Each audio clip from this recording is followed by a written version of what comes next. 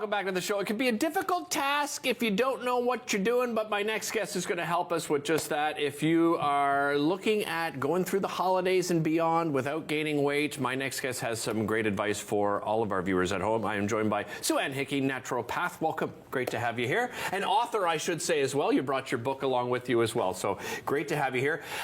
Let's talk about some of those steps we should take, Sue-Ann. What's sort of that first thing we should be thinking about before we dive into, you know, all those deviations we're going to be talking about during the interview? Yes, literally. So the first thing I entice people to do is before you go out, have something to eat. So most people will do the opposite.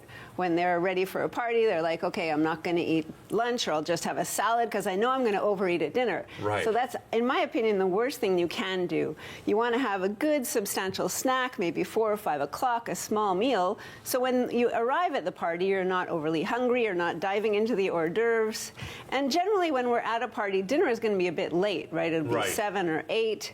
And I don't know about you, but when I'm overly hungry, I can't eat fast enough and I overeat. I am so guilty of this, Sue-Ann. Honestly, I just went to a Christmas party over the weekend that I happened to host, and I did just that. Like, I didn't have lunch, and then all of a sudden, it just sits in you terribly too at times, right? When you end up doing that. So that's one thing. You also suggest starting with a non-alcoholic beverage. Tell me, what's the reasoning behind that? Well, with that, if we're going to a big party, we don't know everyone that's there, we might be a little nervous, or maybe the in-laws there that's going to push your buttons. So if you start with a Perrier, that will be better than starting with an alcoholic beverage that can go right to your head, and then all resolve goes out the window. Right. Okay. So, next one is bring a healthy dish. So a lot of us, I mean, I'm going to probably a couple of potlucks over the holiday season. When it comes to what people should bring to a potluck, if they're trying to keep this in mind, what do you suggest? Yeah, so bring the healthy dish. Like, this is black bean and corn salad. You have all the protein in the black beans. I always try and bring a dish that's going to fill me up and keep me satisfied a long time. So something with protein in it. Everyone always loves veggies and hummus. Yeah. And when you put that out before a meal, it won't fill you up like cheese and crackers does. And you can have all your veggies, all the vitamins in it, and it's super delicious. I make my own homemade hummus. Nice. Put everything in the food processor. I time myself. It takes only 4 minutes, and everyone loves it. It's so much better than store-bought. Agreed.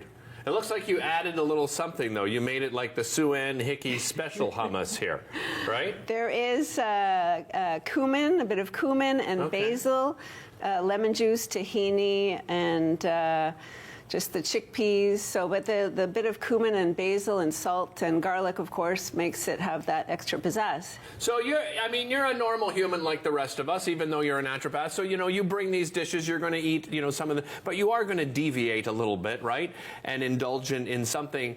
Like, how do you get back on track after you end up, sort of deviating from the regular diet that you're used to? Yes, many people think that, they have to be so perfect when they want to lose weight and follow it to a T and white knuckle it through the holidays.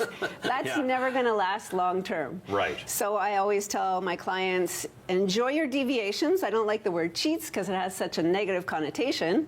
So enjoy your deviations, savor them, don't feel guilty, and then get back on track the next meal or the next day. Whereas in the past, what might have happened is they have their deviations, maybe a little bit too much, and the next day they're like, I can't do this is too hard, forget it, and they have the croissant for breakfast and continues from there. They just give up. They just throw in the towel and they're done. You sent a body type chart to us, and I'm going to ask them in the control room to bring up that chart. Let's talk about body type. Like, should you eat differently depending on your body type? 100%. That's what my passion is. When I was taking my classes to be a naturopath, the first thing that we learned was how to eat right for your body type. Okay, and we're looking at it right here just to give you a heads up. So there are 4 different body types. It has to do with the glands. Okay. Nothing is wrong with the glands. It just means that each of us have a gland that's working harder than the others, and the others are trying to catch up.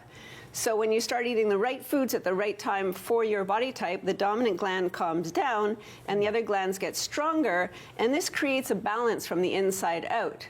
So across the board, when we start eating like that, all my clients tell me my cravings have gone down. I'm not as hungry. I feel better eating this way.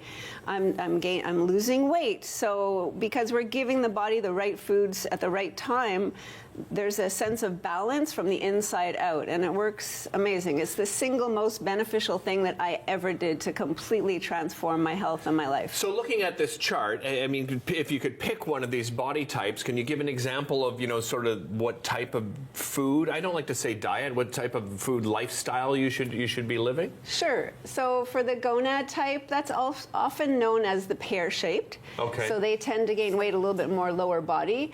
And for them, they have a very slow metabolism in the morning. They, take my time, takes me a while to get going. So a small light breakfast is perfect for them, medium to light lunch, and dinner is the main meal of the day, as that is when their metabolism is highest, and that's when they're going to burn it off most easily. Okay. So some people are doing the opposite. They think, I need a big breakfast, and everyone says eat a big breakfast, Right. but if they have like a heavy breakfast, bacon and eggs, that could just completely cause them to gain weight.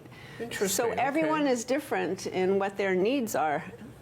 You brought along your book, Body Typology. Body Tell me a little Typology. bit, what can people find in the book?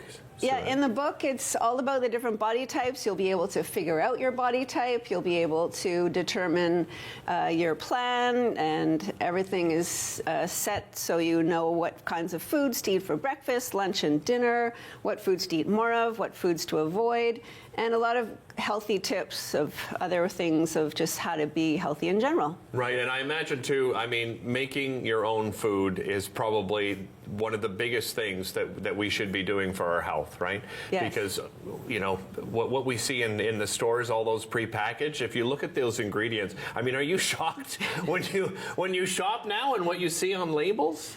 Recently, one of my clients said, I'm making these healthy power bars. My healthy power bars have a half a cup of maple syrup in the whole batch. So her power bars were using chocolate chips, and those had like 90 grams of sugar in a half a cup. So You got to watch that. Sue-Ann, thank you so much. Really Thank appreciate you. the time. You can get in touch with Sue-Ann by going to bodytypology.com. And of course, you can find her book there as well. We'll be back with more right after this.